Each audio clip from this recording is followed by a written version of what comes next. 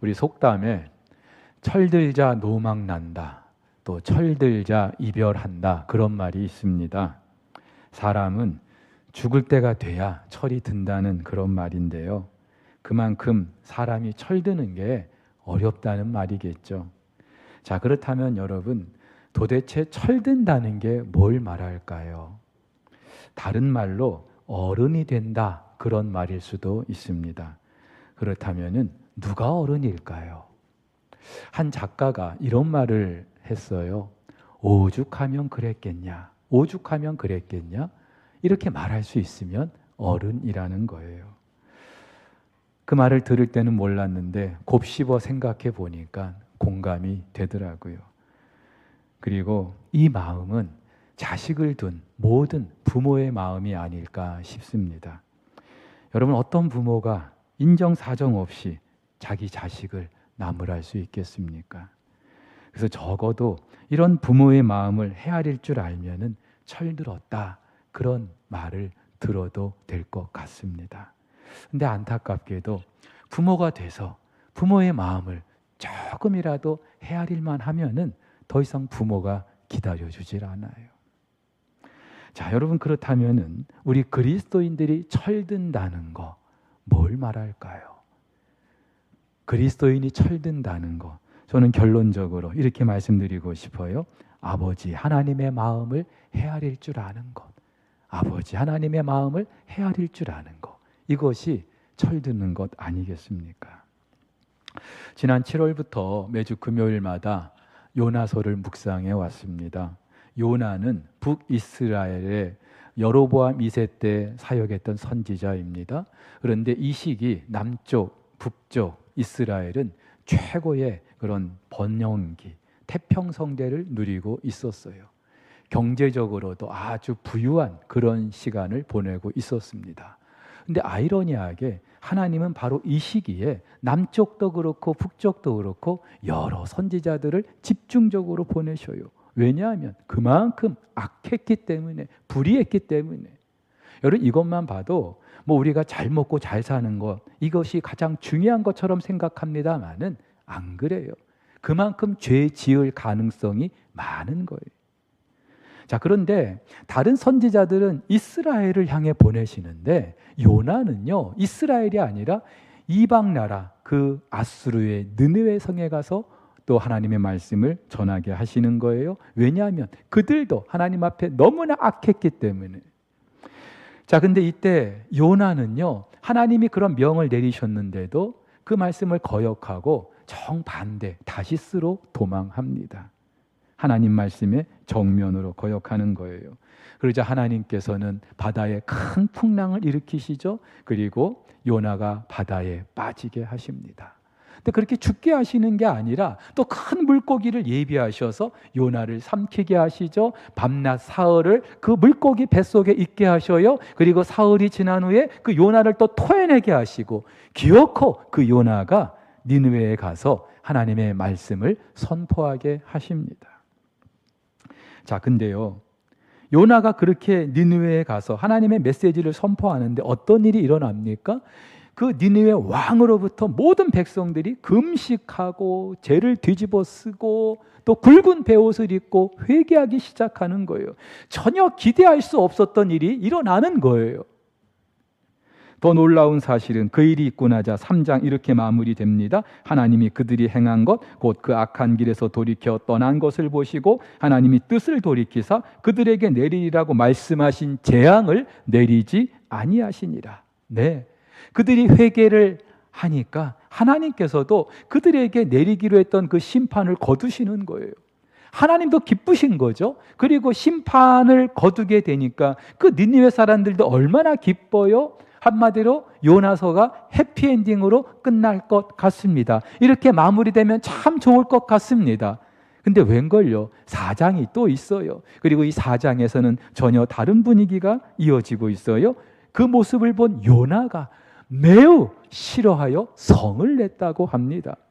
여러분, 4장 1절 이 짧은 절이죠. 히브리어도 6개의 단어로 구성이 되어 있는데 그 중에 4개의 단어가 요나의 감정을 묘사할 정도로, 그 정도로 지금 요나가 화가 나 있는 거예요. 왜요? 요나는 사실 처음부터 그 니느웨 가는 걸 싫어했어요. 먼저는 그 일이 두려웠을 수 있죠. 당시 니느웨는요, 세계 최강대국 아수르의 수도였습니다. 하지만 또 이 아수르 사람들이 얼마나 잔인하고 또 악하고 패역하고 또 공격적인지, 난폭한지. 따라서 요나 혼자 그 아수르의 수도 한복판에 가서 하나님의 메시지, 그것도 뭐 너희들이 잘 될 거야 그런 메시지가 아니죠. 회개하라는 하나님 심판의 메시지를 선포하는 게 이게 가당키나 한 일입니까? 마치 저 평양의 한복판에 가가지고 김정은 회개하라고 그렇게 외치는 것하고 똑같은 거예요. 여러분, 다들 미쳤다고 할 거 아닙니까? 그리고 쥐도 새도 모르게 끌려가서 죽을 수도 있는 일 아닙니까? 이게 두려웠을 수 있겠죠? 근데 그건 표면적인 것에 불과하고요, 좀 더 본질적인 이유가 있습니다. 요나는요, 자기를 지금 니느웨에 보내시는 하나님이 실수하는 거라고 생각한 거예요. 왜냐하면 당시 아수르, 이스라엘 백성들의 철천지 원수였기 때문이죠. 아수르는 주변 민족들을 정복할 때에 너무나 무자비하게, 성경을 보면은요, 그들의 그 잔혹함이 또 그 무자비함이 너무나, 그게 말로 표현할 수 없을 정도로. 이스라엘에도 그랬거든요. 그러니까 이스라엘 민족으로 볼 때는 원수 같은 나라예요. 유태인들이 600만 명을 학살했던 그 독일의 나치를 대하는 것과 같고요, 우리 민족이 36년 동안 이 나라를 힘들게 했던 그 일본을 대하는 것과 똑같은 그런 이치입니다. 자, 그렇다면은 그런 나라는요, 인정사정 볼 거 없어요. 그냥 하나님이 심판해 버리시면 돼요. 홍수처럼 쓸어 버리시면 돼요. 이게 하나님의 공의와도 잘 맞는 그런 일이에요. 게다가 당시 그 북이스라엘을 대상으로 사역했던 호세아나 아모스 선지자는요, 그 북이스라엘의 왕조, 그들의 불의함과 부정함을 지적하면서 하나님의 메시지를 선포했어요. 근데 요나는 그 왕실이 아니라 오히려 그 왕실의 부정함과 그 불의함을 그 선포하는 것보다도 오히려 여로보암 2세에게 왕이여 땅을 더 넓히십시오 하면서 그런 예언을 했던 사람이에요. 한마디로 그 시대에 둘도 없는 애국자였고 민족주의자였습니다. 그런데 그런 요나를 저 이스라엘의 원수 같은 아수르 땅에 보내서 하나님의 그 메시지를 선포하게 하라는 게 요나로서는 전혀 받아들일 수 없는 일이었겠죠. 그래서 다시스로 도망했던 거고요. 하나님께서 그를 물고기 뱃속에서 3일을 있게 한 후에 그것도 자발적으로 간 게 아니라 마지못해 니느웨에 간 거예요. 그래서요, 정말 가기 싫었거든요. 그러니까 하나님이 가라고 하시니까 어쩔 수가 없어서 가긴 갔는데 사흘길을 걸어 다녀야 다 다닐 수 있는 그 니느웨에서 단 하루 동안만 다닙니다. 그리고 하나님은 분명히 여러 메시지를 주셨을 거예요. 회개하라고, 돌아오라고, 그리하면 너희를 용서할 거라고 그런 메시지도 분명히 주셨을 거예요. 근데 요나는요, 니느웨 40일이 지나면 니느웨가 무너질 것이다. 히브리어로 단 5글자만 하루 종일 선포하고 다닌 거예요. 그 정도로 싫은 거예요. 근데 어떤 일이 일어납니까? 그 단 5글자만 선포했는데도 그 니느웨 사람들이 회개하는 거예요. 그리고 하나님께서도 그들을 향한 심판을 거두시는 거예요. 용납할 수가 없었던 거죠. 무엇보다도 자기는 분명 심판을 선포했는데 그 심판을 거두시는 하나님을 또 그 모습을 보면서 선지자로서 체면이 말이 아닌 거죠. 무엇보다도 하나님이 그러시는 게 너무 싫은 거예요. 이럴 것 같으면 차라리 날 죽여달라고 자기 생명까지 내놓고 있습니다. 그 정도로 하나님 앞에 자기 생각이, 자기 뜻이 옳다는 거예요. 여러분, 요나는요, 하나님의 명을 거역하고 다시스로 가는 그 도중에 바다에 큰 풍랑이 일었잖아요. 이 풍랑이 도대체 왜 일어났는지 분명히 알았을 거예요. 하나님이 보내시는 사인인 줄 알았을 거예요. 그런데도요, 다른 뱃사공들은 자기들 신을 불러가면서 살려달라고 하는데도 요나는요 꿈쩍하지 않아요. 오히려 배 밑층에 내려가서 한가하게 잠을 청할 정도로 굳이 하나님께 살려달라고 빌고 싶은 마음이 없는 거예요. 차라리 나를 죽여주십시오. 네, 그런 마음인 거예요. 그 정도로 자기 생각이, 자기 뜻이 옳다는 거, 그걸 굽힐 생각이 없는 거예요. 근데 여기서 끝나지 않죠. 그렇게 성내는 요나에게 하나님이 물으십니다. 네가 성내는 게 옳으냐? 네가 도대체 성내는 게 옳으냐? 대답을 해야 될 거 아닙니까? 근데 요나는요 1절 대꾸도 안 하고 그 성읍 동쪽에 초막을 짓고 그 니느웨 성이 어떻게 되는지를 지켜보고 있는 거예요. 왜요? 이미 니느웨 사람들이 회개했잖아요. 하나님도 심판을 거두셨잖아요. 그러면 이제 게임 끝 아닙니까? 집으로 가야 될 거 아닙니까? 그런데도 초막을 짓고 지켜보는 거예요. 왜? 저 사람들 저렇게 지금은 회개하는 것 같아도 아닐 거야. 저들은 다시 또 죄를 지을 거야. 그러면 하나님이 심판하실 거야. 그 모습을 지켜보고 싶었던 거예요. 하나님이 불과 유황을 하늘에서 내려서 그 니느웨 사람들 다 멸하는 모습을 마지막까지라도 지켜보고 싶었던 거예요. 여러분, 이것은 그리고 니느웨를 향한 하나님의 마음하고는 너무나 거리가 먼 것이었어요. 그런데 우리가 그래요. 우리가 그래요. 여러분, 사람은 절대로 혼자 살 수가 없죠. 사람을 지으신 하나님도 성부, 성자, 성령 삼위 하나님께서 함께 지금도 계십니다. 그리고 하나님께서 당신의 형상대로 모양대로 우리를 지으셨어요. 우리도 함께 더불어 살도록 지으셨어요. 그런데 어리석은 인간들은요 이런저런 이유와 기준을 가지고 다른 사람들을 멀리하고 있어요. 배제하고 있어요. 그 알량한 우리라고 하는 그런 테두리를 만들어 가지고 그 테두리 안에 들어오려면 다 밀어내고 있어요. 혐오하고 있어요.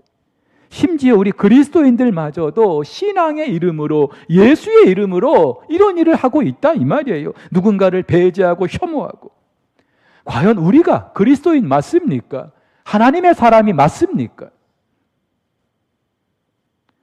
광고를 드린 것처럼 이 가을에 행복 나눔 축제를 진행하려고 합니다. 믿지 않는 영혼들에게 복음을 전하려고 하는 거예요. 사실 코로나 이전에도 우리가 계속 해왔던 일입니다. 근데 코로나 때문에 몇 년 동안 우리가 지금 이 일을 중단한 상태예요. 어쩌면 하기 싫은 일, 부담되는 일, 잘됐다, 핑계거리가 될 수도 있을 거예요. 근데 여러분, 제가요, 이 몇 년 동안 이렇게 우리가 영혼을 위해서 복음을 전하는 이 일을 하지 못하고 있는 우리들의 모습을 지켜보면서 너무 심각하다는 걸 깨닫게 됐어요. 우리가 너무 지금 무기력해져 있는 거예요. 그 어떤 일도 하고 싶지 않고 하려고 하지도 않고 시도조차 하지 않아요. 마치 식물인간처럼 돼버린 거예요. 여러분 느끼실 거예요. 여러분 스스로를 그렇게 느끼실 거예요. 어떻게 해야 될까요? 이런 우리가 어떻게 다시 살 수 있을까요? 최근에 경기가 안 좋다고 하죠. 근데 사실 제가 태어나서 지금까지 경기 좋다는 말 들어본 적이 없어요. 근데 경기가 살려면은 반드시 살아야 되는 게 있죠. 건설 경기가 살아야 됩니다. 그래야 나라의 구석구석 모든 경제가 다시 한꺼번에 일어나는 거예요. 근데 저는 우리 그리스도인들에게 있어서 누군가에게 복음을 전하고 또 정말로 그들을 위해서 우리가 애쓰는 것, 이것이야말로 이 건설 경기와 같다고 생각해요. 우리가 이 일을 통하여서 죽었던 우리의 내면이 그리고 우리의 영이 다시 살아날 수 있기 때문에 여러분 한번 생각해 보세요. 내가 누군가를 작정하고 그리고 그에게 복음을 전해야 되겠다고 생각하면 기도하지 않고서는 안 되죠. 여러분들이 작정만 하면 그들이 다 오든가요? 아니잖아요. 사람들이 얼마나 마음이 강팍합니까? 내가 그 마음을 움직일 수 있습니까? 아니죠. 기도해야 돼. 엎드려야 돼. 저절로 기도할 수밖에 없어요. 또 그들에게 복음을 전하자면 내가 무장을 해야죠. 나도 복음을 모르는데, 나도 왜 예수를 믿어야 되는지 모르는데, 나도 저 하늘의 소망 있는지 없는지도 모르는데 무슨 수로 복음을 전할 수 있겠어요? 무장해야죠. 그리고 우리가 이 일을 하고자 하면은요, 여러 지혜가 필요할 거예요. 우리의 시간을, 우리의 물질을, 우리의 재능을 어떻게 사용해야 될지. 여러분 한번 실험해 보세요. 경험해 보세요. 우리가 이 일을 하기로 작정하는 그 순간부터 내 안에 죽어있는 세포들이 막 살아나는 그런 느낌을 받게 될 거예요. 이 일을 우리가 이번 가을에 해보자는 거예요. 특별히 여러분, 교회 인근에 대연 푸르지오 클라센트라는 약 1000여 세대의 아파트가 10월 달에 입주를 앞두고 있습니다. 우리가 지난 2018년에도 대연 푸르지오 파크 아파트 그 무더운 여름에도 땀 흘려가면서 그 입주민들 대상으로 복음을 전했잖아요. 그리고 그 결과들이, 열매들이 얼마나 많아요. 여러분, 우리 교회에서 좀 떨어져 있는 아파트를 할지라도 우리 손 놓고 있을 수가 없어요. 그래서 주보에 광고를 드린 것처럼 일주일에 단 1시간이라도 그분들을 위해서 여러분들이 헌신할 수 있기를 주님의 이름으로 축복합니다. 축복합니다. 예? 그냥 가서 교회에서 시키는 대로 뭐 전도지 그냥 나눠주기만 하셔도 돼요. 그리고 우리 모든 성도들이 이 가을에 그동안 우리가 멈췄던 영혼을 향한 이 일에 함께 헌신해 보려고 합니다. 나눠드린 그 작정서에 작정이라도 해보세요. 작정한 그분들이 올지 안 올지 모르죠. 하지만 작정도 하지 못한다면은요, 우리 하나님 앞에 면목이 없는 거예요. 아예 마음이 없는 거 아닙니까? 하나님은 그토록 정말로 죽어가는 그 영혼들을 기다리고 계시는데 정작 우리는 마음이 없는 거예요. 이런 거죠. 자녀가 여럿이 있습니다. 그 중에 하나가 집을 나갔어요. 부모의 마음이 다 들어갑니다. 그런데도 다른 형제들은요, 마치 남일처럼 들어오든지 말든지 그러고 있다면은 그 부모의 마음이 어떻겠어요? 그 부모의 마음을 헤아릴 줄 알면은 철드는 건데. 한 명도 괜찮아요. 한 명도 괜찮아요. 여러분들이 받으신 그 작정서 안에 이름을 기록해서 그분들을 위해서 기도하면서 올 가을에 우리가 이 일을 한번 힘써 보자고요. 그런데 이 일을 시작하면서 우리가 먼저 회복해야 될 것이 있어요. 그것은 영혼을 향한 우리 아버지 하나님의 그 마음을 품는 거예요. 아버지의 마음을 한번 헤아려 보는 거예요. 당연히 내 생각, 내 뜻은요, 내려놔야 합니다. 요나처럼 자기 생각, 자기 뜻 고집했다가는요, 우리는 절대로 하나님의 마음을 헤아릴 수가 없어요. 물론 요나도 우리가 충분히 이해할 수 있어요. 얼마 전에 한동훈 법무장관이 전국의 교도소에 사형시설을 재점검하라고 지시를 내렸다고 합니다. 왜냐하면 최근에 흉악범들이 너무나 많으니까 사형 집행을 안 하고 있는데 이렇게 해서라도 흉악범들을 줄이기 위한 그런 고육지책이 아닌가 싶어요. 그러니까는요, 왜 그럴까요? 그럼 흉악범들은 살려두는 게 의미가 없다는 거 아니겠습니까? 지금 아수르가 그런 거예요. 근데 그 땅에 가가지고 하나님의 메시지를 선포하라는 게 이게 말이 다 되는 겁니까? 근데 요나도 그랬고 오늘 우리들도 마찬가지이고 한 가지 놓치고 있는 것이 있는데 하나님의 마음, 하나님의 마음. 하나님은요, 그토록 악하고 패역한 니느웨도 회개하고 돌아오기를 원하시는 분인 줄 믿으시기를 바랍니다. 이게 하나님 마음이에요.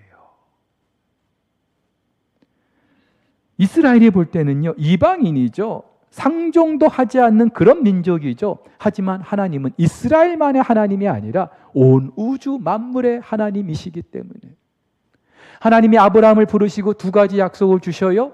내가 너로 큰 민족을 이루게 하겠다. 이유가 있죠. 너로 말미암아 세상의 모든 족속이 복을 받게 할 것이다. 예, 하나님이 아브라함을 택하신 이유, 그 백성을 택하신 이유, 그들만을 위해서가 아니라 그들을 통하여서 세상의 모든 족속들이 복을 받게 하는 축복의 통로로 쓰시기 위함이었는데 정작 이스라엘은요, 그 지독한 선민의식에 사로잡혀서 자기들만이 최고인 줄 알고 그렇게 생각하고 있었던 거예요. 하나님의 뜻을 전혀 헤아리지 못했던 거죠. 물론 하나님은 택하신 당신의 백성들 사랑하십니다. 끝까지 사랑하셔요. 요나를 보세요. 그렇게 성읍이 언제 무너지는지 심판을 받는지 지켜보고 있는 그 요나를 위해서 하나님이 박넝쿨까지 예비해 주시는 분이에요. 우리의 작은 신음에도 응답하시는 분이 하나님이십니다. 하지만 하나님은요, 또한 온 우주 만물의 하나님이셔요. 그래서 요한화서를 보면은 성경이 하나님의 이름을 여호와라는 이름을 계속 사용하고 있어요. 구원자라는 말이에요. 그런데 오늘 4장 6절부터는 엘로힘이라는 하나님의 또 다른 이름을 사용합니다. 엘로힘이라는 말은 창조자라는 말이죠. 자, 그렇죠? 하나님은 이스라엘만 애굽에서 구원해 내시는 그런 구원자가 아니라 온 우주 만물을 지으신 창조주 주관자이시기 때문에 이 아수르까지 하나님께서 그 죄로부터 건져내시기를 바라고 계시는 거예요. 그걸 지금 말씀해 주고 계시는 거죠. 근데 요나는 이것을 헤아리지 못하는 거예요. 왜 이렇게 됐을까요? 네, 그 지독한 선민의식 때문에, 잘못된 그 선민의식 때문에 세상의 모든 일이 나를 중심으로, 우리 민족을 중심으로 진행이 돼야 한다고 하는 그 생각 때문에.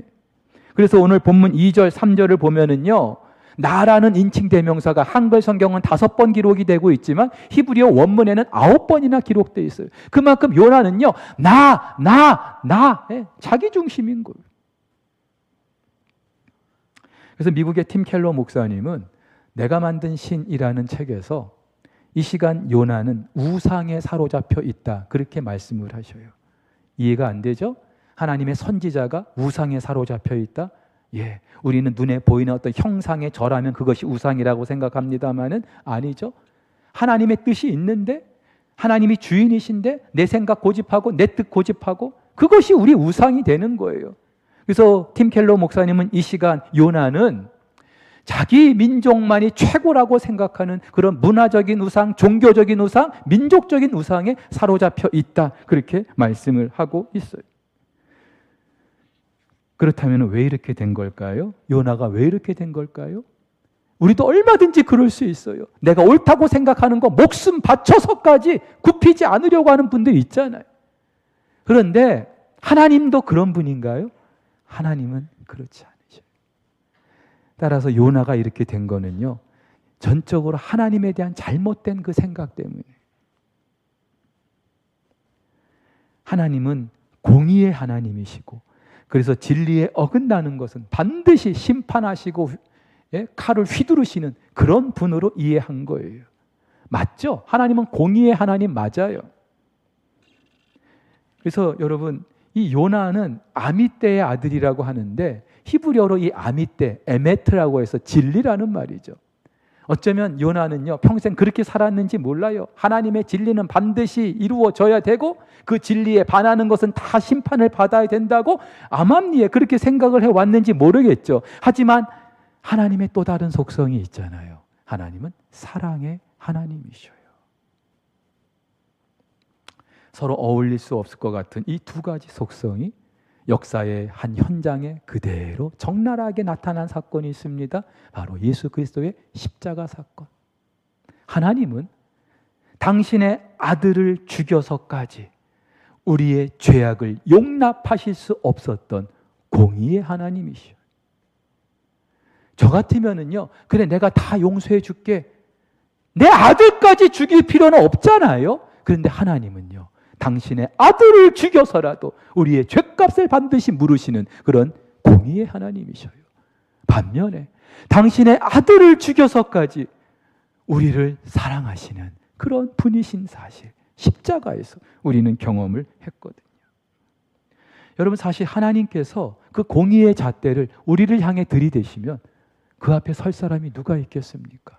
우리는요, 잘못된 걸 보면은 참질 못해. 그래서 당장에 뭐 어떻게 해야 된다고 난리를 치는데, 하나님께서 그 공의의 잣대를 우리를 향하여 들이대시면 하나님 앞에 설 수 있는 사람이 누가 있겠어요? 누가 있겠어요?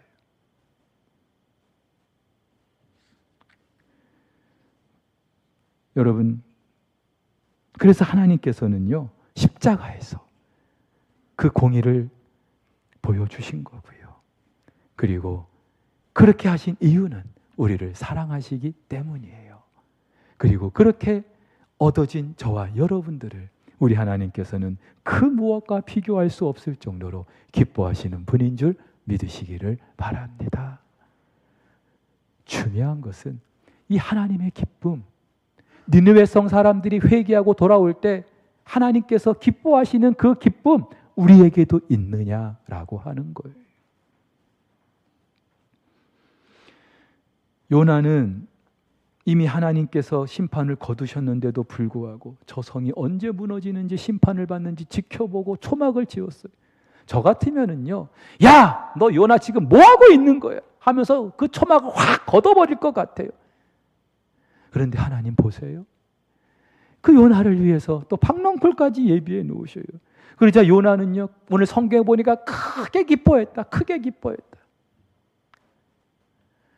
보세요. 요나는 자기의 구원은 그토록 기뻐하면서 정작 니느웨 사람들이 구원받고 그렇게 심판을 면하게 된 것은 용납할 수가 없었던 거예요. 그리고 어쩌면 이것이 우리들의 모습이기도 합니다. 예전에 지존파라는 사람들이 있었어요. 기억하시는 분들 계실 텐데 제가 입에 담기도 어려울 정도로 정말로 무참하게 사람들을 죽인 살인자들이에요. 당연히 법정 최고형 사형을 선고받았습니다.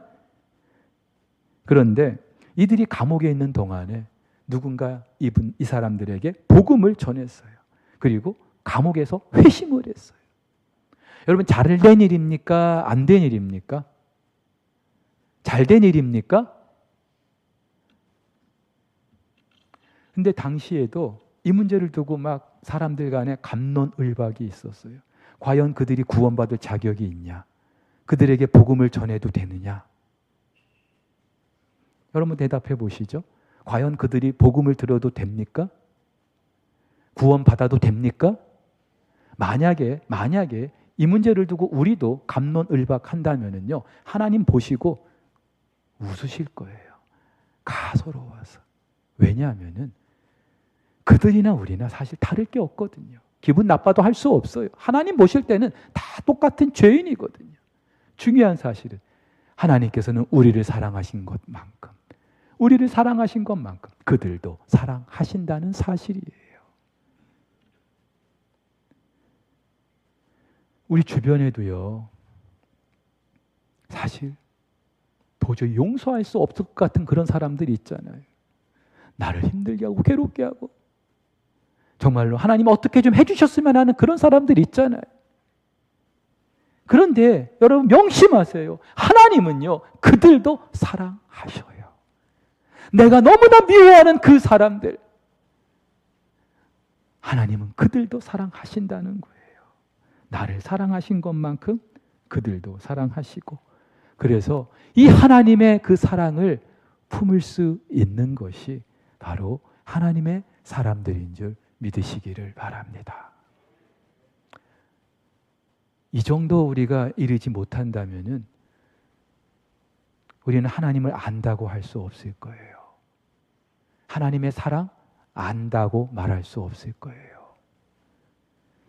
요나서는요, 요나를 향한 하나님의 질문으로 마무리됩니다. 오늘 4절에서 10절에서 11절까지 여호와께서 이르시되 네가 수고도 아니하였고 재배도 아니하였고 하룻밤에 났다가 하룻밤에 말라버린 이 박농쿨을 아꼈거든. 하물며 이 큰 성읍 니느웨에는 좌우를 분별하지 못하는 자가 12만여 명이요 가축도 많이 있나니 내가 어찌 아끼지 아니하겠느냐. 내가 어찌 아끼지 아니하겠느냐. 근데 요나의 반응은 나오지 않죠. 여기서 성경이 끝나버려요. 마치 하나님께서 요나를 향해 물으셨는데 요나는 사라지고 그 자리에 우리가 서 있는 것 같습니다. 맞아요. 우리가 대답해야 될 차례입니다. 왜냐하면 우리가 요나이기 때문에. 그리고 누가 대답할 수 있을까요? 이 하나님의 질문에 누가 대답할 수 있을까요? 우리 하나님의 그 십자가 사랑을 경험한 사람들만이 이 질문에 답할 수 있을 거예요. 그래서 요나서는요, 저와 여러분들을 결국은 예수 그리스도의 그 십자가 그 밑으로 이끌고 가는 거예요. 사랑하는 우리 석포교회 성도 여러분, 이 가을에 이 하나님의 마음을 우리가 조금이라도 헤아리면서 지난 한 주간 우리가 가을 특별 새벽 기도회를 통해서 이제 주님 오실 날이 얼마 남지 않은 거 다 우리가 알게 됐잖아요.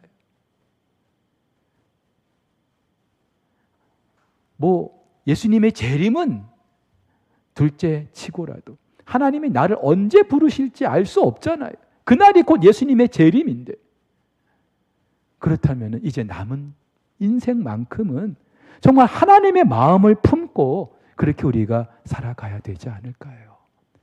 그렇게 우리의 남은 때를 살아갈 수 있기를 예수님의 이름으로 축복합니다. 함께 말씀을 기억하면서 찬양 한 곡 할게요. 아버지, 당신의 마음이 있는